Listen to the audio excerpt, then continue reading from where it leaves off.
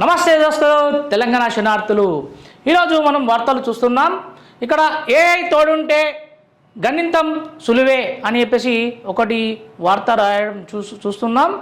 ఈ వార్త వచ్చేసి పైలట్ ప్రాజెక్ట్గా జిల్లాలో 6 పాఠశాలలకు ఎంపిక, సైన్స్ సామర్థ్యాల పెంపుపై దృష్టి.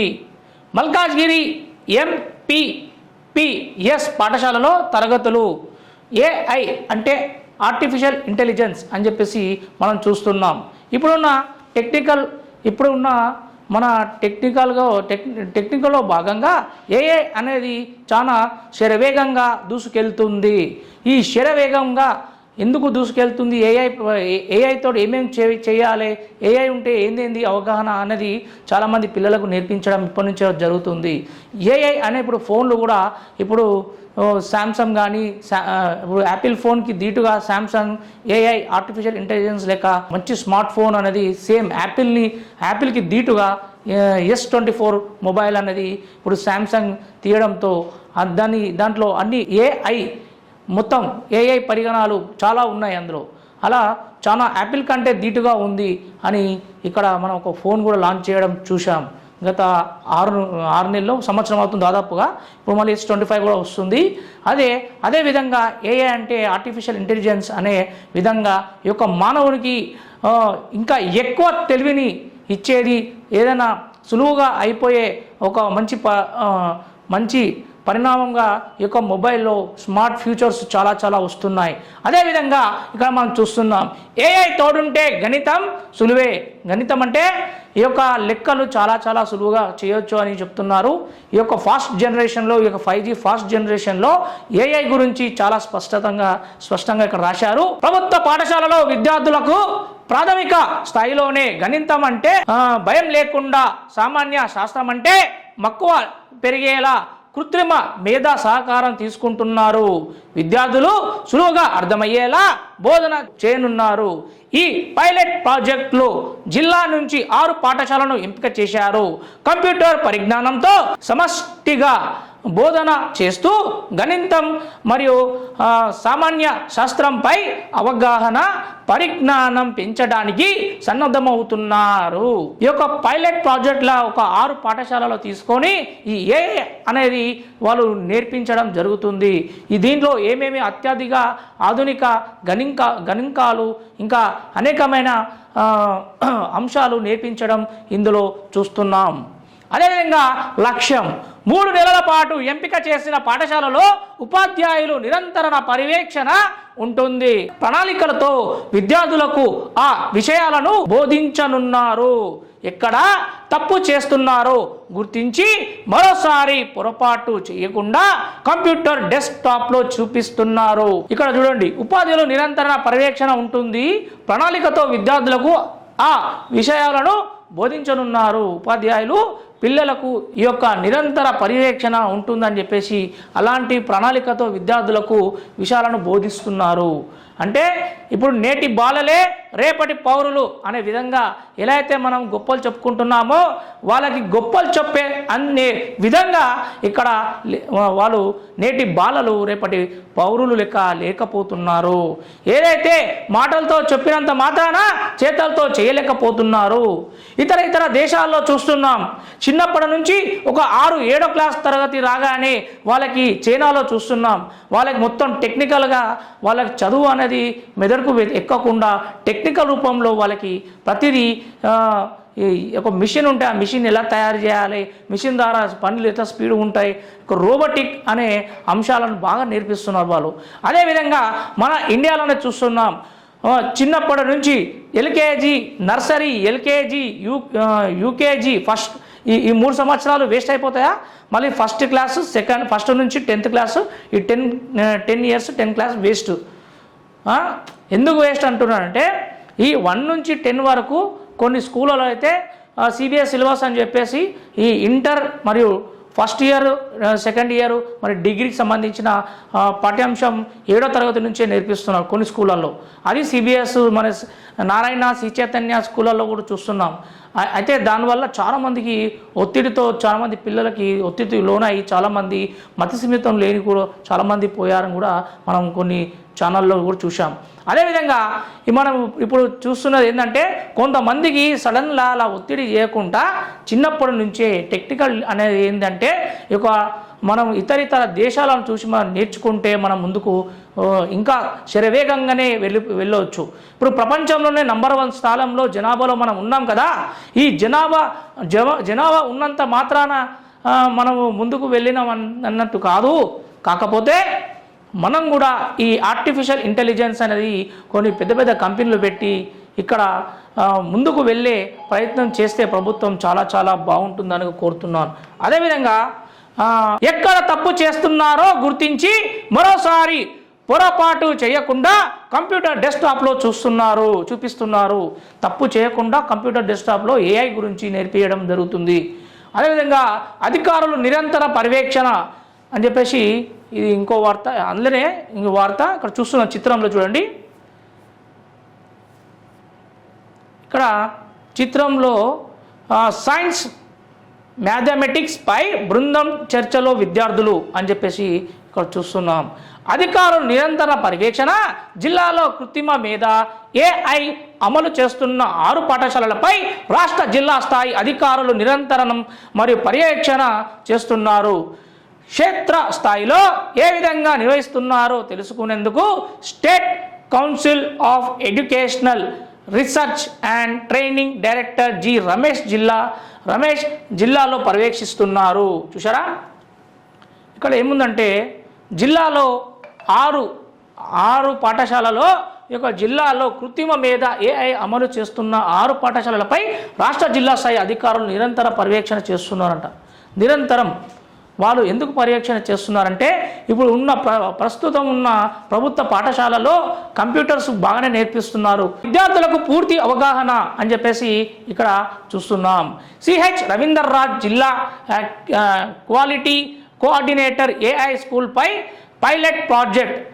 ఆర్టిఫిషియల్ ఇంటెలిజెన్స్తో ప్రతి విద్యార్థికి చతుర్ద్వత పద్ధతులు కూడిక, తీసివేత, గుణంకారం, భాగాహారం తెలియజేయడం, ఏ భాషనైనా సరే మరియు ధారాళంగా చదవడం, మాట్లాడడంపై అవగాహన కల్పించేలా శిక్షణ చేయిస్తున్నాం అని చెప్పేసి క్లియర్గా ఇక్కడ చెప్తున్నారు. ఇక్కడ ఏమంటున్నారంటే రవీందర్ రాజ్ గారు ఏమంటున్నారంటే ఈ AI అనే ఈ యొక్క పరికరం ద్వారా చాలా చాలా నేర్చుకోవచ్చు. చిన్నపిల్లలు ఈ యొక్క మ్యాథమెటిక్స్ స్పీడ్గా చేయొచ్చు. ప్లస్ లాంగ్వేజెస్ కూడా మంచి భాషలు కూడా స్పీడ్గా మాట్లాడవచ్చు అని చెప్పేసి ఇంకా అన్నీ నేర్చుకోవచ్చు. ఆర్టిఫిషియల్ ఇంటెలిజెన్స్తో ప్రతి విద్యార్థిక చతుర్ద్వ పద్ధతులు అని చెప్పేసి ఇక్కడ చూపిస్తున్నారు. భాగాహారం తెలియజేయడం, ఏ భాషనైనా సరే ధారాళంగా చదవడం, మాట్లాడడంపై అవగాహన కల్పించేలా శిక్షణ ఇస్తున్నామని చెప్పేసి ఇక్కడ పేపర్లో ఇవ్వడం జరిగింది. కాకపోతే ఇక్కడ మరి నిమిషాలకి మొదటి తరగతి విద్యార్థి 20 పదాలు చెప్పడం, తరగతి పెరిగిన కొద్ది అదే సంఖ్యలో ప్రావీణ్యాన్ని పెంచడంపై దృష్టి పెడుతున్నాం. 20 పదాలు చెప్పడం తరగతి పెరిగిన కొద్ది అదే అని చెప్పేసి ఇక్కడ సంఖ్యలో ప్రావీణ్యాన్ని పెంచడం దృష్టి పెడుతున్నామని చెప్తున్నారు. 6వ తరగతి చదువుతున్న విద్యార్థి నిమిషానికి 60 పదాలను చదవటం వస్తే సబ్జెక్టుకు అర్థమయ్యే అవకాశాలు ఉంటాయి. అంటే 6వ తరగతి వారికి ఎవరైతే సబ్జెక్టు చదువుతారో, ఏదైతే మన స్క్రిప్ట్ మామూలుగా బుక్లు చదవడానికి వస్తాయో అలాంటి వాళ్ళ కొరకు 60 పదాలను చదవటం వస్తే సబ్జెక్టు అర్థమయ్యే అవకాశం ఉంటాయి అని చెప్పేసి చెప్తున్నారు. అదేవిధంగా ప్రతి విద్యార్థి పెన్ నంబర్తో సిస్టంలో అనుసంధానం చేయటంతో విద్యార్థి పలికే పదం సరైనది అయితే ముందుకు సాగుతుంది. తప్పు చెప్పినట్లు సిస్టమ్ గుర్తిస్తే తిరిగి రీట్రై అంటూ సమాధానం రావడంతో విద్యార్థికి తప్పు చేసినట్లు గుర్తించి సరైన పదం చెప్పే అవకాశం ఉంటుంది. అంటే సిస్టంలో సిస్టంలో ఏదైతే తప్పు చేశారనుకో అక్కడ స్పాట్లో రీట్రై అని చెప్పేసి వస్తుందంట. ఆ రీట్రై అనగానే దీనికి ఇక్కడ ఏం వస్తుంది అని మళ్ళీ నేర్చుకోవడానికి మంచి అవకాశం ఉంటుంది. అలా ఈ యొక్క ఏఐ గురించి క్లియర్గా అక్కడ చెప్పారు. జిల్లాలో పైలట్ ప్రాజెక్ట్ అమలవుతున్న పాఠశాలలు, నియోజకవర్గం పాఠశాలల పేరు మేడ్చల్ బాలురా ఎంపీపీఎస్ పాఠశాల, మేడ్చల్ గుండ్లపోచంపల్లి ఎంపీపీఎస్ పాఠశాల, మల్కాజ్గిరి కాకూర్ ఎంపీపీఎస్ పాఠశాల, మల్కాజ్గిరి బాలురా ఎంపీపీఎస్ పాఠశాల, మల్కాజ్గిరి యాప్రాల్ ఎంపీపీఎస్ పాఠశాల, కుక్కట్పల్లి మరియు ఎల్లంబండ మరియు ఎంపీపీఎస్ పాఠశాల. ఈ యొక్క 6 పాఠశాలలో ఏఏ అనే ఆర్టిఫిషియల్ ఇంటెలిజెన్స్ దాని గురించి క్లియర్గా చెప్పడం జరుగుతున్నది. అదేవిధంగా ఇక్కడ ప్రాథమిక పాఠశాల స్థాయి నుంచి పట్టు సాధించేలా అని విజయకుమారి చెప్తున్నారు. డిఓ ఏమంటున్నారంటే సైన్స్ అండ్ మ్యాథమెటిక్స్ సబ్జెక్టులపై విద్యార్థులకు ఉన్న భయాన్ని పోగొట్టి పాఠశాల స్థాయి నుంచే సాంకేతిక విద్యను అందించేలా కృత్రిమ మేధ ఏఐను జిల్లాలోని 6 పాఠశాలలో అమలు చేస్తున్నాం. ఈ 2 విషయాలపై కంప్యూటర్లో అవగాహన కల్పిస్తున్నాం. త్వరలో జిల్లాలోని అన్ని ప్రభుత్వ ప్రాథమిక పాఠశాలలో పూర్తి స్థాయిలో అమలు చేస్తామని ఇక్కడ విజయకుమార్ మేడం డిఓ గారు చెప్తున్నారు. అంటే ఇప్పుడు ఈ పరికరాన్ని ఎందుకు తీసుకొచ్చారు, ఈ ఏఐ ఎందుకు అవసరమా మనకి అని అన్నవాళ్ళు చాలామంది ఉంటారు. విశ్లేషకులు కొంతమంది చెప్పడం ఏంటంటే మామూలుగా ఇప్పుడు చిన్నప్పటి నుంచి మనం చదువుతున్నాం. 6వ క్లాస్ నుంచి 5వ క్లాస్ నుంచి 10వ క్లాస్ వరకు చదవాలంటే మ్యాథ్స్ అంటే చాలామంది లెక్కలు చేయాలంటే భయపడతారు, భయాందోళన చెందుతారు. ఈ యొక్క మ్యాథ్స్ టీచర్ వచ్చిందంటే అందరూ గజ వణుకుతారు. అలాంటి రోజుల్లో ఇప్పుడు అలా భయపడకుండా మ్యాథ్స్, సైన్స్, ఫిజిక్స్ అనే తేడా లేకుండా ఈ యొక్క పరికరం ద్వారా ద్వారా భయం లేకుండా ఈజీ పద్ధతిలో నేర్చుకుంటే ఈ యొక్క ఈజీ పద్ధతిలో ఇంకా భవిష్యత్తులో ఇంకా ఎన్నో స్పీడ్ జనరేషన్ కాబట్టి ఇంకా స్పీడ్గా వెళ్ళే అవకాశాలు ఎన్నో ఉంటాయని ఇక్కడ మేడం గారు విజయకుమారి గారు చెప్తున్నారు. అదేవిధంగా ఇది మొత్తం 6 పాఠశాలలు, మొత్తం ఈ 6 పాఠశాలలే కాకుండా భవిష్యత్తులో ఇక్కడ ట్రైనింగ్ అయిపోయిన తర్వాత తెలంగాణ వ్యాప్తంగా ఎన్ని పాఠశాలలు ఉన్నాయో అన్ని పాఠశాలలకు మొత్తం ఏఐ అనేది మొత్తం వాళ్ళకి మైండ్లో ఎక్కించడం జరుగుతుంది. అందుకే ఏఐ అంటే ఫ్యూచర్ ఫాస్ట్ జనరేషన్. ఈ యొక్క ఫ్యూచర్లో ఫాస్ట్ జనరేషన్లో 5G జనరేషన్ నుంచి మరియు ప్రతి 3 సంవత్సరాలకు ఒకసారి జనరేషన్ చేంజ్ అవుతూ ఉంటుంది కదా. అయితే ఈ జనరేషన్ అనేది చేంజ్ అయ్యే టైంలో ఈ యొక్క ఇంటర్నెట్ కూడా స్పీడ్గా ముందుకు వెళ్ళేలా చాలా స్పీడ్గా అయిపోతుంది అన్నమాట. అప్పట్లో వాట్సాప్లో 2G 3G అయితే ఒక వీడియో డౌన్లోడ్ చేయాలంటే అర్ధగంట పడుతుండే. ఇప్పుడు స్పాట్లా ఒక 5G జనరేషన్ కాబట్టి ఒక వితిన్ సెకండ్లలో అది ఒక 30 సెకండ్స్, 1 సెకండ్, 1 మినిట్ అట్లా ఇమీడియట్లీ డౌన్లోడ్ అవుతుంది. అంటే ఇప్పుడు మనము రాబోయే రోజుల్లో భవిష్యత్ కార్యాచరణలో రాబోయే రోజుల్లో మనం ఇంకా ఉన్నత స్థాయికి ఉండాలా. ఏఐ జనరేషన్ అనేది ఈ యొక్క ఆల్రెడీ వచ్చింది కదా, దాని అన్ని రంగాలలో పరిచయం చేయడం జరుగుతున్నది. మరో వార్త, పంచాయతీలకు తాళం వేశారు. ఎందుకు వేశారు? గ్రామాల్లో ప్రజలు తమ సమస్యలు చెప్పుకోవడానికి పంచాయతీ కార్యాలయాలే వేదిక. నాడు సర్పంచులుంటే రోజు కార్యాలయానికి వచ్చేవారు. ఇప్పుడు ప్రత్యేక అధికారులు వచ్చారు. వాళ్ళు వస్తేనే కార్యాలయం తెరుచుకుంటోంది, లేకపోతే ఎవరు పట్టించుకోవడం లేదు. జిల్లాలోని మేడ్చల్, షామీర్పేట్, మూడుచింతలపల్లి మండలంలో 34 పంచాయతీలు ఉన్నాయి. మేడ్చల్ మండలంలో 13 గ్రామాలు పంచాయతీలు ఉన్నాయి. వాటిలో పంచాయతీలు కార్యదర్శులు, బిల్లు కలెక్టర్లు ఆర్థికంగా బాగున్నా మరి కొన్ని పంచాయతీలు కంప్యూటర్ ఆపరేటర్లు ఉన్నారు. మండలంలో 10 పంచాయతీలు చిన్నవే కావడం కార్యదర్శులు అన్నీ తామై చూసుకుంటున్నాం అని చెప్పేసి అన్నారు. అయితే ఇక్కడ పంచాయతీలకు తాళం వేశారు. అంటే ఎందుకు తాళం వేశారంటే 34 పంచాయతీలు ఉన్నాయి, 13 గ్రామ పంచాయతీలు ఉన్నాయి. అయితే ఇప్పుడు సర్పంచులకి ఇప్పుడు ఓట్ల కాలం కాబట్టి ఇక్కడ తాళం వేశారు. కాబట్టి ఇక్కడ తెరవని కొనాయిపల్లి కార్యాలయం అని చెప్పేసి క్లియర్గా చూస్తున్నాం మనం. ఇక్కడ మైసిరెడ్డిపల్లి గ్రామంలో సిబ్బంది తలుపులు మూసి వెళ్ళిపోయారు. మరికొన్ని చోట్ల సిబ్బంది ఉన్నా పంచాయతీలు అందుబాటులో ఉండడం లేదు. ఇప్పుడు ఇప్పుడు సర్పంచ్ ఎలక్షన్స్ కాబట్టి కొన్ని పంచాయతీలు మూసివేయడం జరిగింది. కొంతమంది ఉన్నా కూడా అక్కడ ఎవరు వచ్చి దరఖాస్తు ఇవ్వలేకపోతున్నారు. ఎందుకంటే ఏదున్నా మనం సర్పంచ్ వాళ్ళతోటే కదా మాట్లాడుకుని పని చేసుకునేది అని చెప్పేసి అక్కడ చూస్తున్నారు. అందుబాటులో ఉండేలా ఆదేశించామని చెప్పేసి వసంతలక్ష్మి ఎంపీడీఓ మెర్చల్ ఏమంటున్నారంటే, పంచాయతీ కార్యాలయ కీసరలో ప్రత్యేక విధులు నిర్వహిస్తున్నారు. వారు అందుబాటులో లేని సమయంలో కింది స్థాయి సిబ్బంది కార్యాలయంలో ఉండేలా ఆదేశించాం. నిర్లక్ష్యం వహిస్తే చర్యలు తీసుకుంటామని చెప్పేసి క్లియర్గా చెప్పారు. మరి ఏం చర్యలు తీసుకుంటారో ఏమో తెలియదు, కానీ మరియు పై అధికారులు లేకపోతే కింది స్థాయి సిబ్బంది ఉంటారు, వాళ్ళు లేకపోతే వాళ్ళపై చర్యలు తీసుకుంటా అంటున్నారు. మరి ఈ ప్రజలు ఎవరికి వెళ్ళి యొక్క గోడు చెప్పుకోవాలో తెలియటం లేదు. ఇక్కడ మరో వార్త చూస్తున్నాం, ట్రాఫిక్ నిబంధనలు పట్టించుకోరా అని చెప్పేసి ఫైరింగ్ రేంజ్ బాలాజీనగర్ ప్రధాన రహదారిలో మనం న్యూస్ చూస్తున్నాం. మన జవహర్ వార్త, జవహర్ నగర్ న్యూస్ టుడే. ఇక్కడ నగర శివార ప్రాంతాల్లో విస్తరిస్తున్న ఖాళీలు, గేటెడ్ కమ్యూనిటీలలో రోజు రోజుకి ట్రాఫిక్ సమస్యలు పెరుగుతున్నాయి. వాణిజ్య సముదాయాలు, వ్యాపార సంస్థలు పార్కింగ్ లేకపోవడంతో రోడ్లపైనే వాహనాలను పార్కింగ్ చేస్తున్నారు.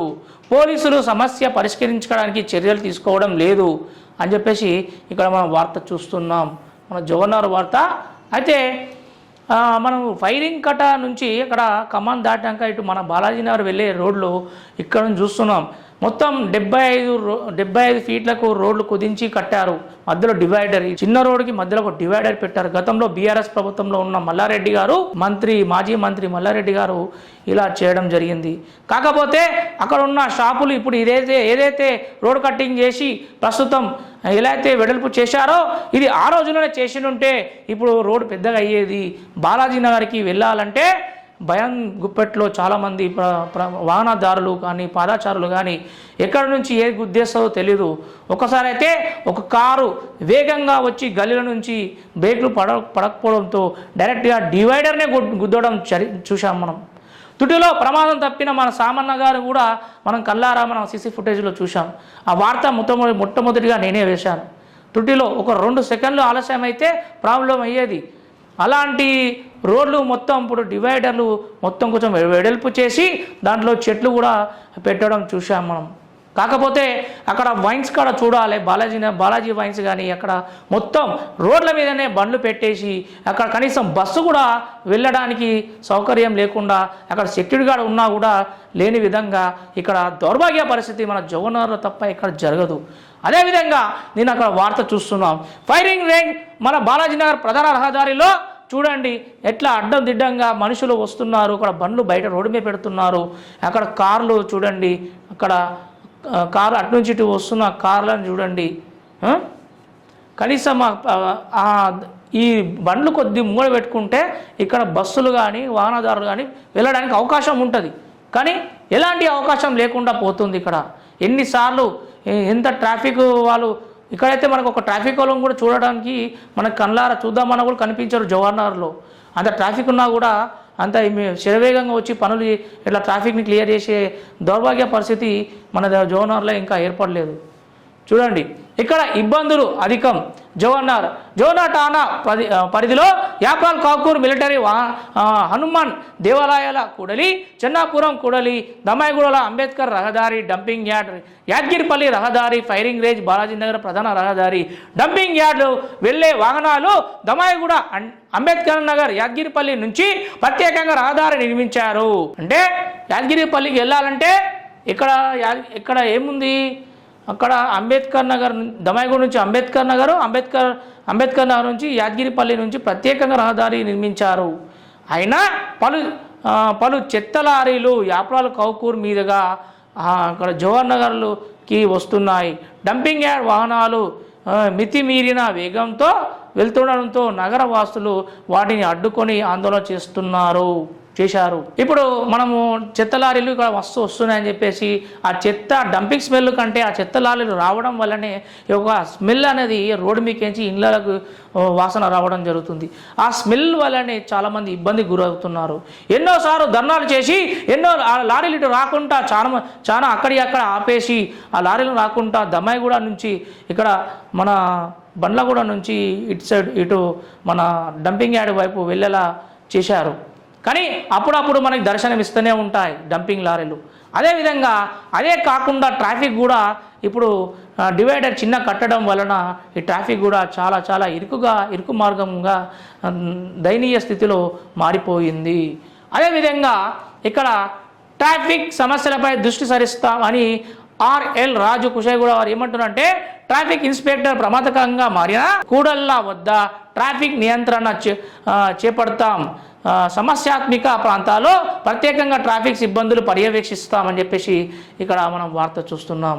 అతను ఇప్పుడు ట్రాఫిక్ సిబ్బంది వాళ్ళు ఎవరైతే అధికారులు ఉంటారో వాళ్ళు చెప్తున్నారు, మేము ఇక్కడ ఏ సమస్యలు ఉన్నా మాకు ఇంటిమేషన్ వస్తుంది, మేము అక్కడ కూడలికి వెళ్ళి కంపల్సరీ మేము ఆ ఇబ్బంది లేకుండా మేము క్లియర్ చేస్తామని చెప్పేసి చెప్తున్నారు. కాకపోతే ఇక్కడ కొన్ని డంపింగ్ యార్డ్ వాహనాలు మితిమీరిన వేగం వెళ్తుండడంతో ఇది కూడా చూసాం మనం. ఇంకా అక్కడ మన మల్కాజ్గిరి నుంచి ఇట్లా నెరెడ్మేట్ మీదకేంచి అక్కడ యాప్రాల మీదకేంచి చాలా వాహనాలు వస్తాయి. మళ్ళీ అక్కడ కొంపల్లి నుంచి ఇక్కడ కౌకూరు మీదకేంచి వాహనాలు వస్తాయి. మళ్ళీ ఇక్కడ తిమ్మైపల్లి నుంచి ఇక్కడ చిన్నపూర్ని టచ్ చేసి ఇక్కడ చాలా చాలా పెద్ద పెద్ద వాహనాలు వస్తాయి. అదేవిధంగా దీని రోడ్లు అనేది పెద్దగా వెడల్పు చేస్తున్నారు ఇప్పుడు. అప్పుడే చేసి ఉంటే ఈ బాలాజీనగర్కి ఇంత ప్రాబ్లం ఉండేది కాదు కదా. కాకపోతే ఓట్లు దండుకోవాలని చెప్పేసి వాళ్ళని మేము ఎందుకు పొడగొట్టుకోవాలని చెప్పేసి మల్లారెడ్డి సార్ని మల్లారెడ్డి సారు మమ్మల్ని మెచ్చుకోవాలి అనే విధంగా వాళ్ళకి రోడ్లను 100 ఫీట్ల రోడ్లను కనీసం 75కి కుదించడంతో అక్కడ వాహనదారులకు చాలా ఇక్కట్లుగా మారిపోతుంది. ఇంకోటి ఏంటంటే మెయిన్ రోడ్ మీద అందరు బహుళ అంతస్తులు వాళ్ళు ఉన్నారు కదా, వాళ్ళ ఆస్తులు కాపాడుకోవాలని కూడా ఒక పరిణంగా మనం చూస్తున్నాం. వాళ్ళ ఆస్తులు మొత్తం మెయిన్ రోడ్లో లక్షలు కోట్లు విలువైన ఆస్తులు ఉన్నాయి కదా, అవి రోడ్ కటింగ్ వెళ్ళిపోతే మాకు చాలా బాధ అని చెప్పి అందరూ వెళ్ళి మల్లారెడ్డిని వేడుకోగా మల్లారెడ్డి ఏం చేశాడంటే ఒక 75కి కుదించి ఒక కాంట్రాక్టర్కి అప్పచెప్పడం జరిగింది. అది కూడా నత్తనడకగా సాగింది. ఎలక్షన్స్ వచ్చే టైంలో శరవేగంగా చేశారు. లేకుంటే నరక యాతన ఈ జవహర్ రావాలన్నా, బాలాజీనగర్ వెళ్ళాలన్నా, ఫైరింగ్ కట్టుకు వెళ్ళాలన్నా, అక్కడి నుంచి యాప్రాలకు వెళ్ళాలన్నా నరక యాతన పడుతున్నారు. చాలామంది చనిపోవడం కూడా జరిగింది. యాక్సిడెంట్లు అయ్యి టిప్పర్ లారీ కింద ఒక ద్విచక్ర వాహనందారుడు కూడా చనిపోయాడు. అలాంటి దౌర్భాగ్య పరిస్థితి మన జవహర్లో ఏర్పడింది. మరో వార్త చూస్తున్నాం. ఒకే గది 5 తరగతులు. చూసారా, ఒకే గదిలో 5 తరగతులు. అది ఎక్కడ అంటే మన జవహర్ నగర్లో చెన్నాపురం ప్రాథమిక పాఠశాలలో 5 తరగతులు ఉన్నాయి. 70 మంది విద్యార్థులు ఉన్నారు. వీళ్ళకు బోధించేందుకు 3 ఉపాధ్యాయులు ఉన్నారు. వీళ్ళందరికీ ఒకే గది ఉంది. అందులోనే తరగతులు నిర్వహిస్తున్నారు. అక్కడే విశ్రాంతి తీసుకుంటున్నారు.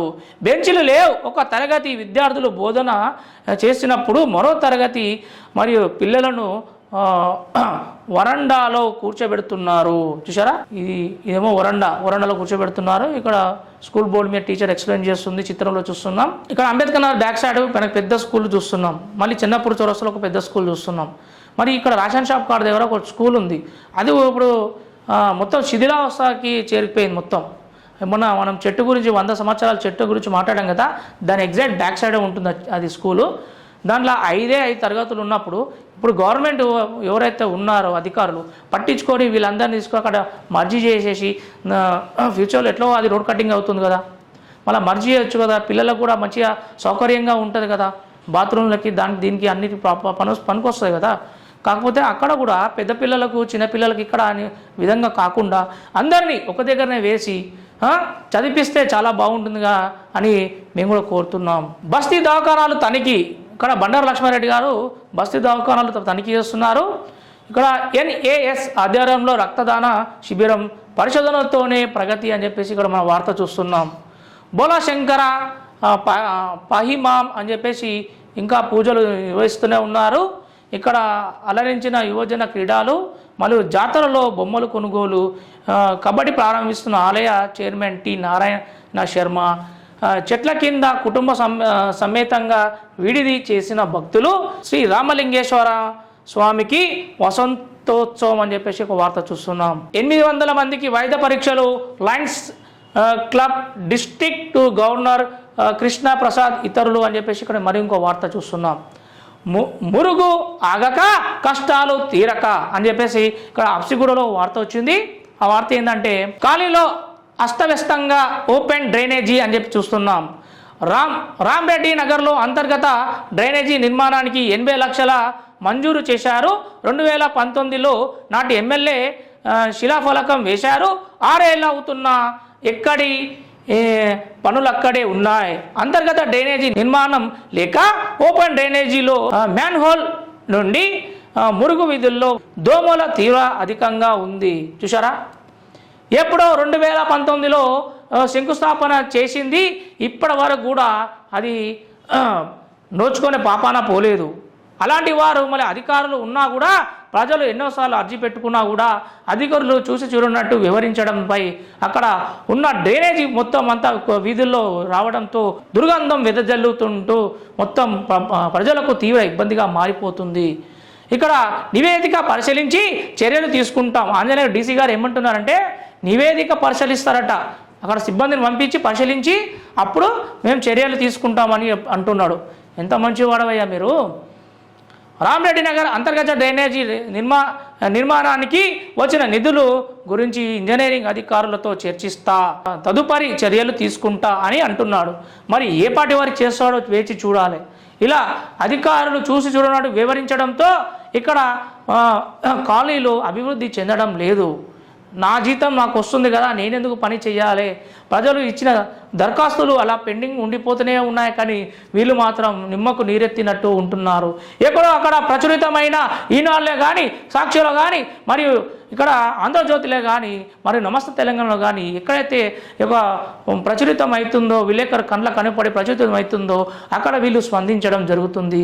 అలాంటి విలేకరుల కండ్ల కనపడకుండా అలా చూసి చూడనట్టు మామూలుగా వీళ్ళు వివరిస్తున్నారు. అరే పేపర్లో వచ్చింది కానీ భయాందోళన చెంది అక్కడ పనులు చేయడమే తప్ప ఈ యొక్క సొంత ఆలోచనతోటి వెళ్ళి ఇక్కడ ఈ కాలనీలో నువ్వెళ్ళు, ఈ కాలనీలో నువ్వెళ్ళు సిబ్బందిని పంపించే ఈ యొక్క ధోరణి లేకుండా పోయింది అధికారులకి.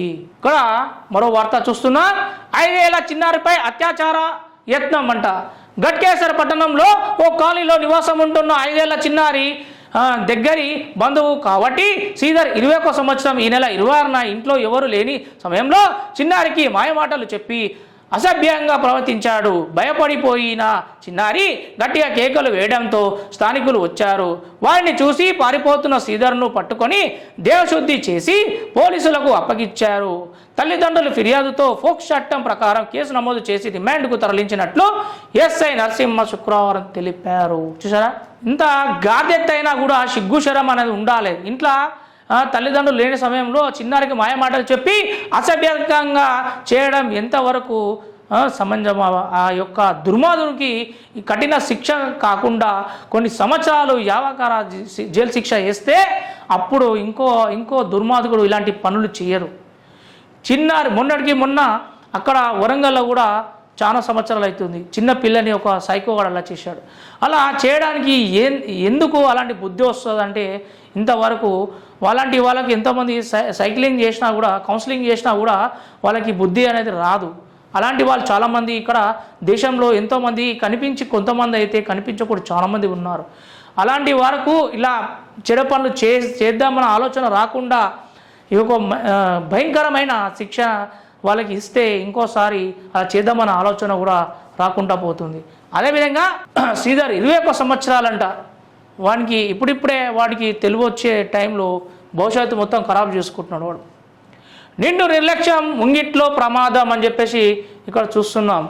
చెల్లపల్లి సిఐఏ కార్యాలయం వెనుక చూడండి, ట్రాన్స్ఫారంకి మొత్తం చెట్లు చుట్టుకొని మొత్తం భయంకరంగా వర్షం వస్తే మొత్తం ఖరాబ్ అయ్యి పేలిపోయే ధోరణి ఏర్పడుతుంది. ఇక్కడ చెల్లపల్లి పారిశ్రామిక ప్రాంతాల్లో విద్యుత్ నియంత్రిక ప్రమాదకంగా ఉన్నాయి.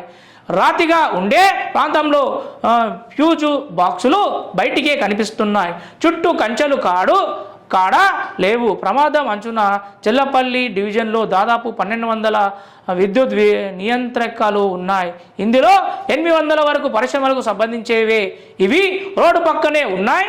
ట్రాన్స్ఫారం ఏర్పాటు చేస్తే చుట్టూ కంచె ఫ్యూజ్ బాక్స్ ఉండాలి.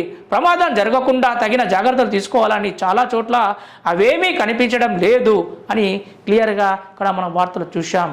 అదేవిధంగా ఎండాకాలం జాగ్రత్త. ఎండాకాలంలో ట్రాన్స్ఫారం రోడ్లపై లోడ్ ఎక్కువగా పడుతుంది. విద్యుత్ ఘాతంతో అగ్ని ప్రమాదాలు జరిగే ఆస్కారం ఎక్కువగా ఉంటుంది. ఎండాకాలంలో ఏసీలు, ఫ్రిడ్జులు మరియు కూలర్లు ఇంట్లో ఉంటే కంపల్సరీ 24 గంటలు ఫ్యాన్ తిరగాల్సిందే. చెమట వస్తే కథం చిరాకు పడేవాళ్ళు చాలామంది ఉన్నారు. అలాంటి సమయంలో విద్యుత్ ఎక్కువ ఉంటుంది కాబట్టి జాగ్రత్త పడండి అని చెప్పేసి ఇక్కడ చెప్తున్నారు.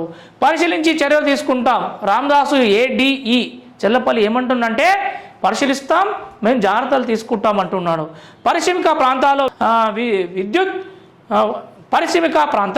విద్యుత్ నియంత్రికలను పరిశీలిస్తాం, రక్షణ చర్యలు తీసుకుంటామని చెప్పేసి అంటున్నాడు ఈ పెద్ద ఆయన. మరి ఏం చేస్తాడో చూడాలి. మరి ఆ పని అవుతుందా కాదా? ఇక్కడ ఆ స్తంభాలు వేసి 5 నెలలు. తుమ్కుంట పురపాలక పరిధిలో హకీంపేట్ ఫేజ్ 2 శివ గణేష్ కాలనీలో ఇళ్లకు కనెక్షన్ ఇచ్చేందుకు అధికారులకు 5 నెలల క్రితం విద్యుత్ స్తంభాలను వేశారు. ఇంకా విద్యుత్ సౌకర్యం కల్పించడం లేదు. కాలనీ వాసులు ఎన్నిసార్లు కలిసినా వాయిదా వేస్తున్నారే తప్ప పని చేయడం లేదు. చూసారా, ఇక్కడ తుమ్కుంట ప్రాంతంలో కనీసం స్తంభాలను నిలబెట్టాక కూడా ఈ యొక్క కరెంటు వచ్చి కనెక్షన్ ఇవ్వడానికి కూడా చాలా పని దాటేస్తున్నారు, నత్తనడకలా పని చేస్తున్నారు. ఇలాంటి వారికి ఒకసారి ఎన్నిసార్లు కంప్లైంట్ పెట్టినా కూడా వాళ్ళకి ఒత్తిడి వచ్చినా కూడా వాళ్ళు చూసి చూడనట్టు వివరించడం జరుగుతుంది. మరో వార్త చూస్తున్నాం. చనిపోతానంటూ భార్యకు వీడియో కాల్ చేశాడు. ఎవరబ్బా అంటే అది మన జవహర్ నగర్లో ఎదురైంది. చూస్తాం. మద్యానికి బానిసగా మారిన వ్యక్తి తాను చనిపోతానంటూ భార్యకు వీడియో కాల్ చేసి బెదిరించాడు. తనున్న చోటును తెలియకుండా ఫోన్ చేశాడు. జవహర్ పోలీసు తెలిసిన వివరాల ప్రకారం మేస్త్రి తన్నీరు తిరుపతిరావు 32 సంవత్సరాలు భార్యతో కలిసి జవహర్ నగర్ అంబేద్కర్ నగర్ ఉంటున్నాడు. ఆయన కొంతకాలంగా మద్యానికి బానిసగా మారాడు. శుక్రవారం ఇంట్లో నుంచి వెళ్ళి భార్యకు వీడియో కాల్ చేశాడు. అతడు భార్య పోలీసు ఫిర్యాదు చేయడంతో కేసు నమోదు చేశారు. ఏం పైకాలం పుట్టిందయ్యా? వీడియో కాల్ చేసి భార్యని బెదిరించాలన్న ఆలోచన ఎందుకు వచ్చింది నీకు? అలాంటి వారు చాలామంది ఉన్నారు. కొంతమంది సాడిస్ట్ నా కొడుకులు చాలామంది ఉన్నారు. ఈ యొక్క భార్యని బెదిరించడం, భార్య దగ్గర పనిచేసిన డబ్బులు గుంజుకోవడం, తాగాలి తందనాడాలి, మళ్ళీ సాయంత్రం రావాలి. ఈ యొక్క బాధ్యత అనేది లేదు. పిల్లలని పెంచాలి, పోషించాలి అనే బాధ్యత లేకుండా పోయింది ఈ రోజుల్లో. 5 ఏళ్ళ ఇది ఆల్రెడీ చదివాము మనము ఈ వార్త. వ్యాన్ కార్ డి వ్యాపారి దుర్మరణం. వర్గంలో ఒక వ్యాపారి వ్యాను ఢీకొట్టి చనిపోవడం జరిగింది. Van car 2 ఢీకొట్టుకున్నాయి. మలుపు తిరుగుతున్న వ్యాను కారు ఢీకొట్టడంతో వ్యాపారి దుర్మరణం చెందాడు. మరో 2 గాయాలయ్యాయి. సిద్దిపేట జిల్లా గౌరారం ఎస్ఐ కరుణాకర్ రెడ్డి తెలిపిన వివరాల ప్రకారం మేడ్చల్లోని టీచర్స్ కాలనీ చెందిన శ్యామ్ బహదూర్ సింగ్ 41 సంవత్సరం భార్య సంగీత సింగ్ కుమారుడు ఉన్నారు. మెదక్ జిల్లా మనోహరాబాద్ మండలం ముప్పిరెడ్డిపల్లి పారిశ్రామిక వాడలో కిరాణా దుకాణం నిర్వహిస్తున్నాడు. కారులో మిత్రులు చందు యాదవ్, సాయి కుమార్తో కలిసి సొంత పని కోసం సిద్దిపేట రాయల్ పోల్ వెళ్ళారు. గౌరారం మామిడ్యాల కమాన్ సమీపంలోని విభాగాని వద్ద గజ్వేల్ వైపు తిరుగుతున్న వ్యాను కారు ఢీకొట్టింది. శ్యామ్ బహదూర్ సింగ్ తలకు తీవ్ర గాయాలయ్యాయి. అక్కడికక్కడే మృతి చెందాడు. మిగిలిన 2 గాయాలయ్యాయి. చూసారా, ఒక్క నిమిషం క్షణికావేశం, ఒక్క నిమిషం నాది కాదు అంటే ఆ ప్రాణం మిగిలేదే కదా. కాకపోతే ఆ కారు శరవేగం కూడా చాలా హైవే కాబట్టి శరవేగం అంటే ఒక 60 నుంచి 80 స్పీడ్లో వెళ్ళాలి. డివైడర్లు ఉంటాయి, అక్కడ యూటర్న్ తీసుకుంటారు. వ్యాన్ యూటర్న్ తీసుకున్న సమయంలో శరవేగంగా వచ్చిన కారు వ్యాన్ ఢీ కొట్టడంతో అక్కడ ఉన్న ఆ యొక్క డ్రైవర్ ఎవరైతే ఉన్నారో వ్యాపారవేత్త చనిపోయడం జరిగింది. తలకు తీవ్రంగా గాయపడి చనిపోయారు. అయితే ఎందుకు అంత వేగం? అతివేగం చాలా ప్రమాదకరం అని చెప్పేసి మనం చదువుతాం, మనకు ఎన్నో చూస్తూనే ఉంటాం. క్షణికావేశంలో అంత ఆపచన ఏమొచ్చింది? అక్కడికే స్టాప్ అయిపోయారు కదా. ఒకవేళ బతుకుంటే ప్రపంచాన్ని వెళ్ళొచ్చు కదా. అలాంటి వాళ్ళకు చాలామంది మైండ్లో అలాంటి ఫీడ్ చేసుకోరు. తొందర నాకు తొందర వ్యాపారం అయిపోతుంది అనే తొందరపాటు వల్ల ఒక నిండు జీవితం బలైపోవడం చాలా బాధాకరం. అయితే ఇక్కడ మనం లోకల్ వార్తలు చూస్తున్నాం. వైజ్ఞానిక ప్రదర్శనలతో మేధస్తు అభివృద్ధి అని చెప్పేసి ఇక్కడ వార్త చూస్తున్నాం. వాసవి సేవా సంఘం అన్నదానం అని చెప్పేసి మన జవనర్ వార్త చూసాం. నేను అమాస కాబట్టి ఇక్కడ అమావాస్య సందర్భంగా జవహర్నగర్ మున్సిపల్ కార్పొరేషన్ పరిధిలో మార్కెట్ గల్లీలో హనుమాన్ దేవాలయంలో వాసవి సేవా సంఘం ఆధ్వర్యంలో మహా అన్నదానం నిర్వహించారు. జవహర్నగర్ మున్సిపల్ కార్పొరేషన్ జై వాసవి సేవా సంఘం ఆధ్వర్యంలో మున్సిపల్ కార్పొరేషన్లో ఉన్న హనుమాన్ దేవాలయంలో భక్తులకు అన్నదానం చేశారు. అయితే ప్రతి మన అమాసకి ఇక్కడ అన్నదానం చేయడం జరుగుతుంది. ఇక్కడ ఒకటి మన నోబుల్ స్కూల్ దగ్గర ఒకటి వైశ్యులు కూడా చాలామంది అన్నదానం చేస్తారు. అదేవిధంగా ఇక్కడ వీళ్ళు కూడా అన్నదానం చేస్తున్నారు. నేషనల్ సైన్స్ డే పాల్గొన్న మాజీ కౌన్సిలర్ హరిబాబు. ఇది వచ్చేసి మహిళా జర్నలిస్టులకు ఆర్థిక సహాయం అందజేత అని చెప్పేసి ఇక్కడ ఒక వార్త చూస్తున్నాం. మేడ్చల్ జిల్లా కాప్రా మండల్ పరిధిలో సహచర మహిళా జర్నలిస్ట్ మమత తండ్రి కన్నయ్య ఇస్తారి ఇటీవల అనారోగ్యంతో మృతి చెందారు. తోటి విలేకరులు వారికి తోచినంత కుటుంబానికి ఆర్థిక సాయం అందజేశారు.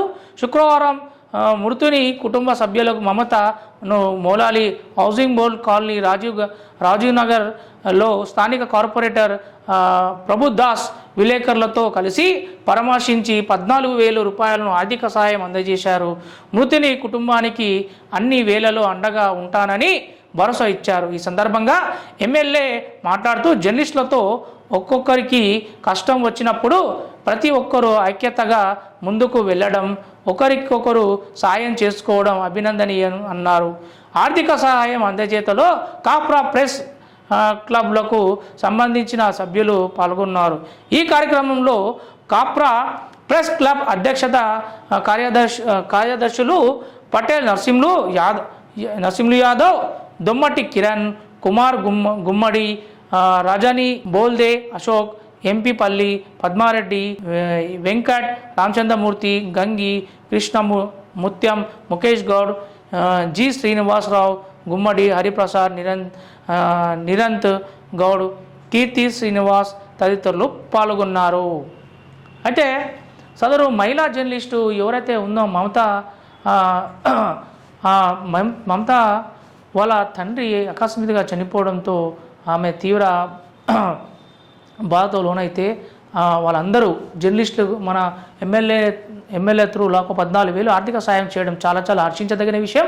ఈ జర్నలిస్టులు అనేది చాలామంది నిత్యం ఉదయం లేస్తే రాత్రి దాకా ఎక్కడ ఏ వార్తన్నా సేకరించి వచ్చి ఎంతో కష్టపడి మన సమాజానికి సేవ చేస్తే అలాంటి వారికి మనం ఇలా సాయం చేయడం చాలా మంచిది. ప్రభుత్వం కూడా వాళ్ళకి ఎవరికైతే జర్నలిస్టులకు ప్రాబ్లం వచ్చిందో ఇమీడియట్లీ ప్రభుత్వం కూడా స్పందించి వాళ్ళకి హక్కున చేర్చుకుంటే చాలా బాగుంటుందిగా మేము కోరుతున్నాం. ఈ వార్తలు ఇంతతో సమాప్తం. జరపైలం ఛానల్ మరియు బల్గం ఛానల్కు ప్రేక్షకులు ఎల్లప్పుడూ లైక్, షేర్, సబ్స్క్రైబ్ చేస్తారని, ఇంకా మా ఛానల్ ముందుకు తీసుకెళ్తారని ధన్యవాదాలు తెలుపుతున్నాం. ధన్యవాదాలు.